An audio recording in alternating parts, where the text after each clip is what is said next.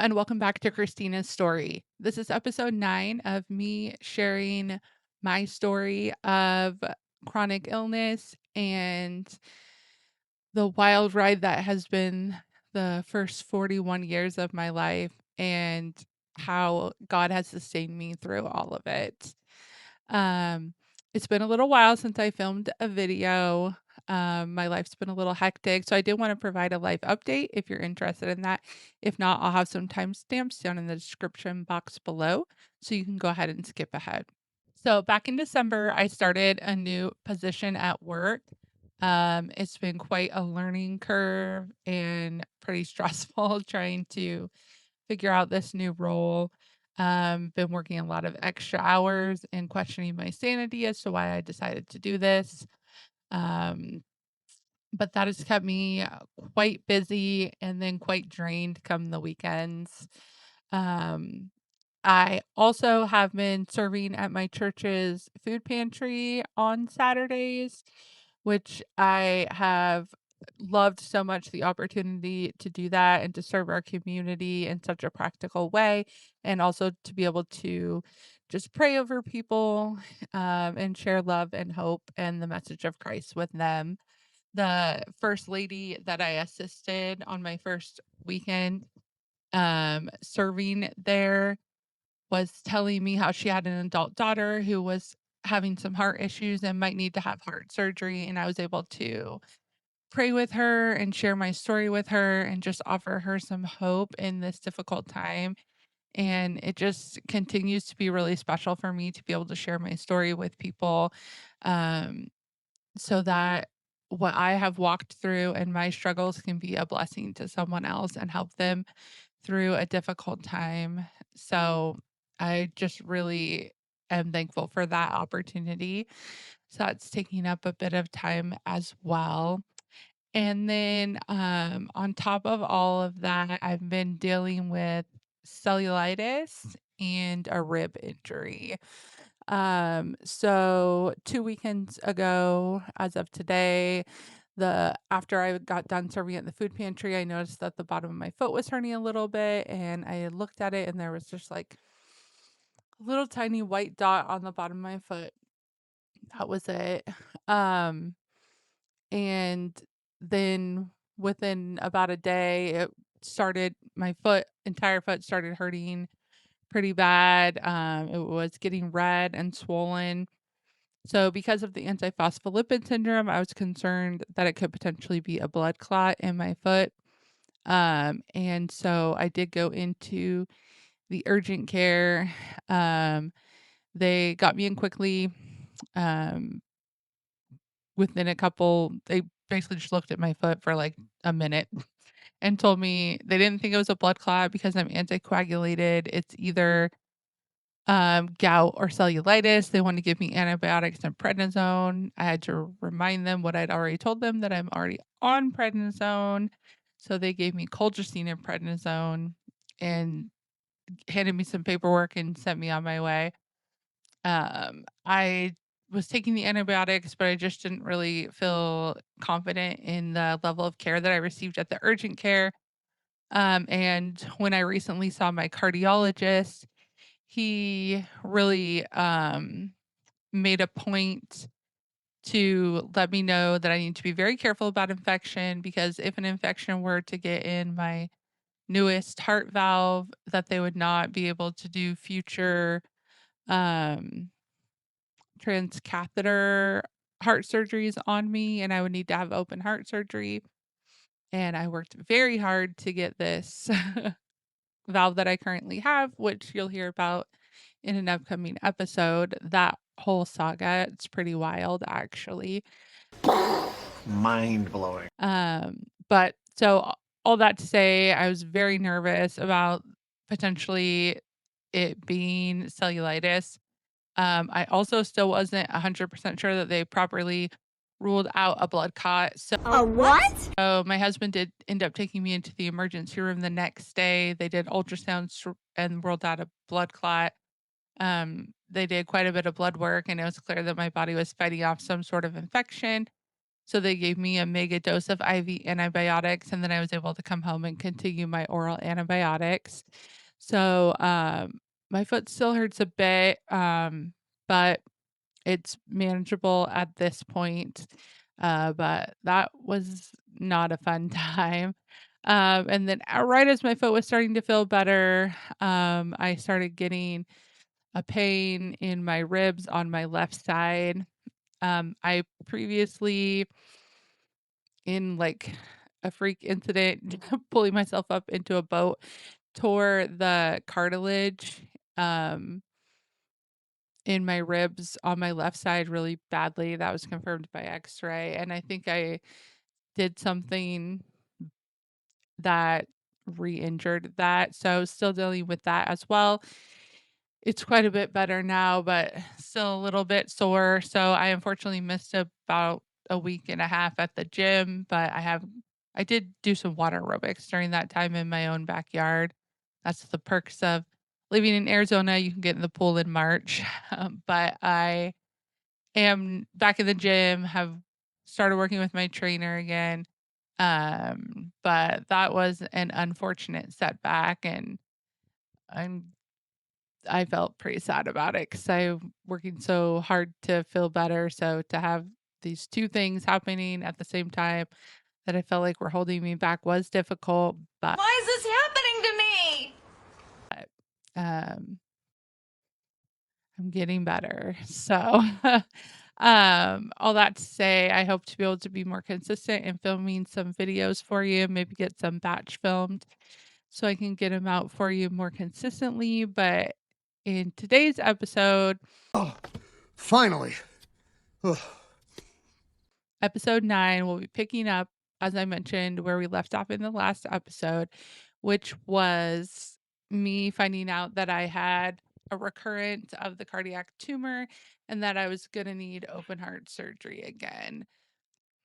So I actually lived with this second tumor for about 4 years. I believe it was 2018 when they found it, and then 2022 when they actually did the surgery. So quite a bit happened during those few years. Um, One major event that I'm sure, are familiar with would be the COVID situation in 2020. Um, I was newly in management at that time. I started a management role in February of 2020. So I had about a week of working in office with this new team, learning a new role. And then we were sent to work from home due to COVID. And now I've adapted to working from home a good percentage of the time and quite enjoy it. But at the time, I was not happy about it. Um, I had not been someone who wanted to work from home. I certainly didn't want to and wasn't prepared to manage a team remotely that I didn't have much of an opportunity to build relationships with. So I was not super excited about it. Um, was feeling pretty overwhelmed. And as the time went on, working from home, not going anywhere really, the church was closed for a period of time. Weren't really seeing any friends or anything because of all my health conditions. I was trying to be very careful, so I wasn't even going into any grocery stores. And I'm a homebody. I enjoy being at home, but was probably too much isolation, and I just wasn't getting up, getting ready, getting out of my pajamas. I just, less and less as time went on did I do those things. And I understand now that a lot of my validation that I got was in the workplace, seeing people in the workplace, being seen as a good employee, being seen as someone that people looked up to, um, had really become my identity. And so when I was working from home and I wasn't dressed nicely and I wasn't seeing people face to face and I wasn't getting the validation from my work in the new role that I was in, I just really was getting depressed, and just struggling. I was gaining a lot of weight. I got up to my highest weight at this time. Um,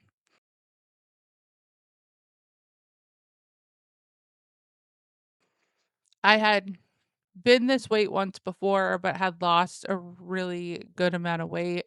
And now I had put it all back on. Um, was just feeling terrible about myself.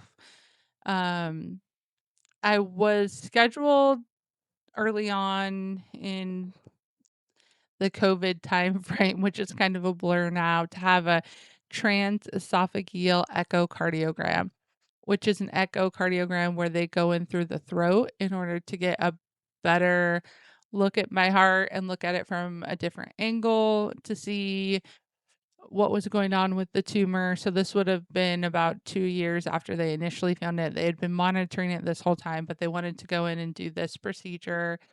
Due to COVID protocol, my husband couldn't go with me for the procedure, so I was there by myself. Um, and they took me in for the procedure. When they woke me up, they said they had to abort partway through because I wasn't breathing. Um, and they told me that I needed open heart surgery sooner rather than later.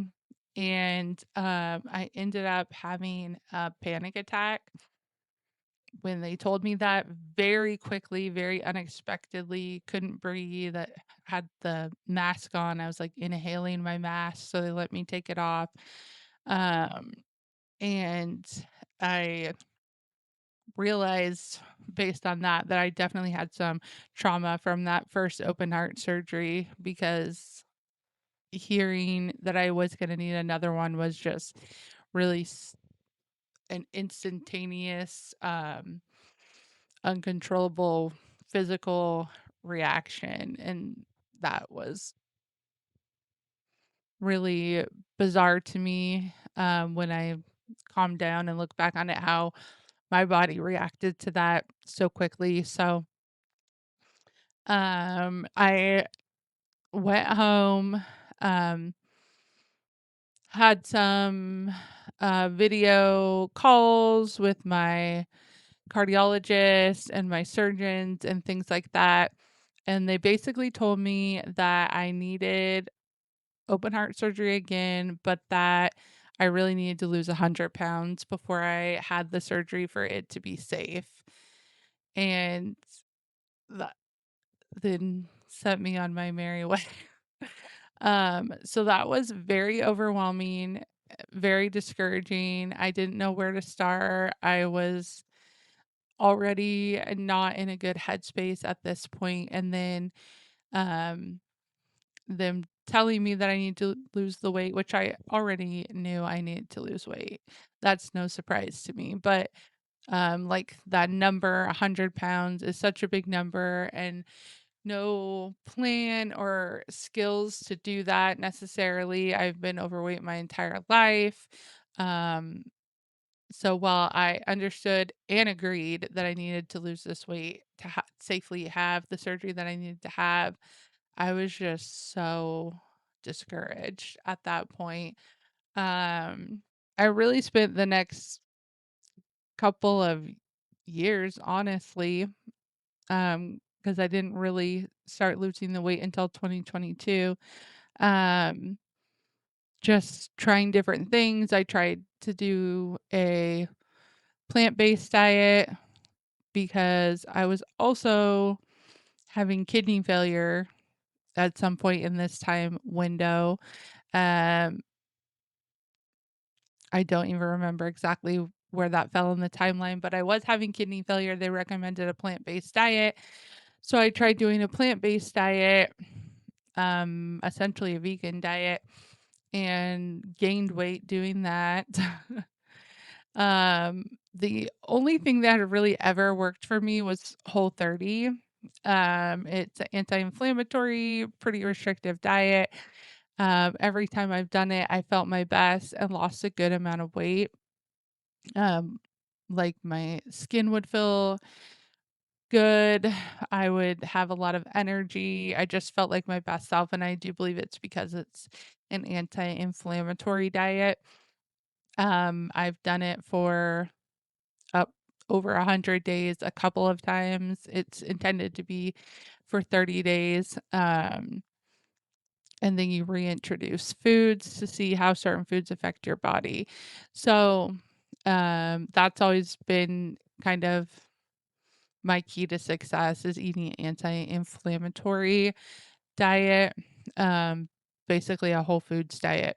So in February of 2022, I started a 12-step program to address the underlying issues that were causing me to overeat, and cope with food.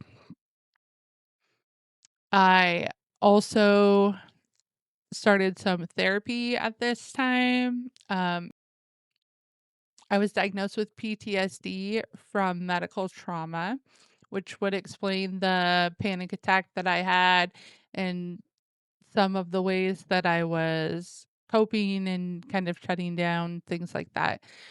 So I was able to use those tools that I learned in the 12-step program as well as through therapy to start to find better and healthier ways to deal with the things that were going on in my life. I did select a Christian therapist, and the 12-step program that I went through was also a Christ-centered 12-step program. So I was learning new skills and ways to cope while relying on Christ to sustain me and give me the tools that I needed. While I was working on myself mentally and spiritually, I decided to do a 75 hard. I'm a girl that does well with a challenge, so if I say I'm gonna do something for X number of days, I'm gonna do it. Um, that's part of why Whole30 works well for me. That's why 75 hard worked so well for me.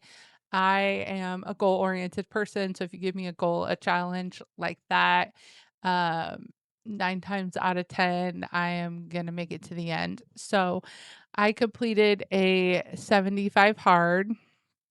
I did Whole30 as my diet for the 75 hard. Um, I'll put up some information about the 75 hard and what the criteria is for completing a 75 hard.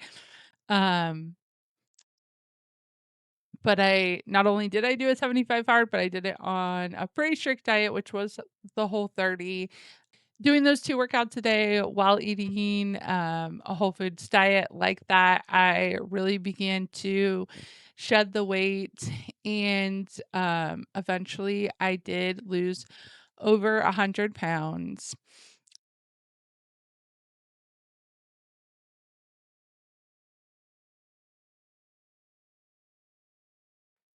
I also completed a 5K mud run with some of my girlfriends, which was super exciting.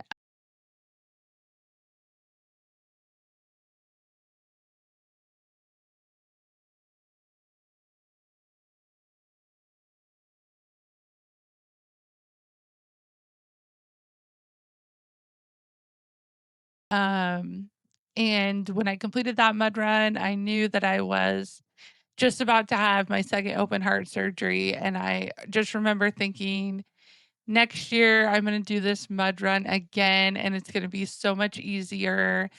And I'm going to have my heart fixed again. And just was really positive about what the future held for me and for my health.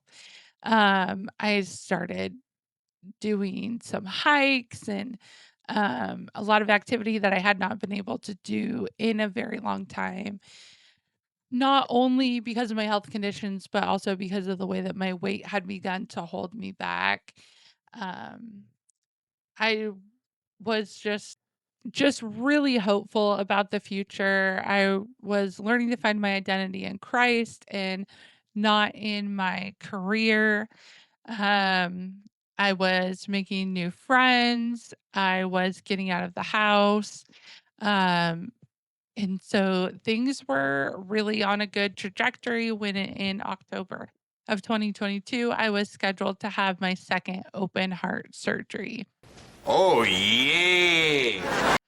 Um, Unfortunately, things didn't go as well as we hoped. Wow, I am shocked. And I will get into that in my next episode. We'll talk about that second open heart surgery, the complications that I had with that one, and getting closer to current time. So if you enjoyed this video, please consider subscribing, leaving a like. If you made it this far in the video, leave some heart emojis in the comments. And if you would like to share some of your story with me, I would be so excited to hear from you. I will talk to you again soon. And remember, don't worry, it gets worse.